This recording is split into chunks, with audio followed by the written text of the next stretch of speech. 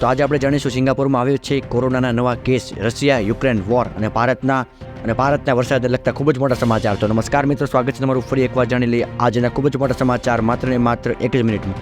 જ્યાં મિત્રો ચોમાસું નિકોબાર ટાપુ પહોંચી ચૂક્યું છે. 31 મે સુધીમાં તે કેરળ પણ પહોંચી જશે.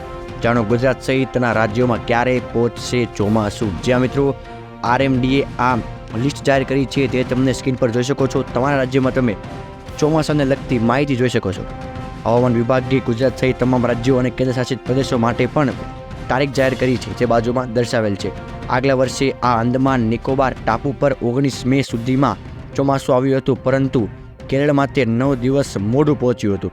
આ વખતે આ મુજબની જાણકારી મળી છે. જ્યાં મિત્રો આગળના સમાચાર જોઈએ તો રશિયાને ટક્કર આપવા માટે યુક્રેને પોતાના 20,000 જેલ કેદીઓને યુદ્ધના મોરચે મોકલ્યા છે. રશિયાની સજ્જ સેના સામે યુક્રેનના સૈનિકોની તંગી અનુભવાતા રશિયાએ આ પગલું લીધું છે. આગળ વાત કરીએ, સિંગાપુરમાં કોરોનાની નવી લહેરથી હડકંપ જોવા મળ્યો છે. જ્યાં મિત્રો નોંધાયા છે 25,900 નવા કેસ.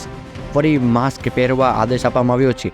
વિશ્વભરમાં કોરોનાના કેસ નહીવત નોંધાયા છે, ત્યારે સિંગાપોરમાં કોરોનાની નવી લહેર આરોગ્ય વિભાગને ચિંતામાં મૂક્યું છે. એટલું જ નહીં, પરંતુ તંત્ર દ્વારા લોકોને માસ્ક પહેરવાની પણ સૂચના આપવામાં આવી છે. આ ખૂબ મોટું એલર્ટ જોવા મળ્યું છે. જ્યાં મિત્રો અહીં દૈનિક 181 કેસો સામે આવતા, પરંતુ હવે તે વધીને 250 કેસ જોવા મળ્યા છે.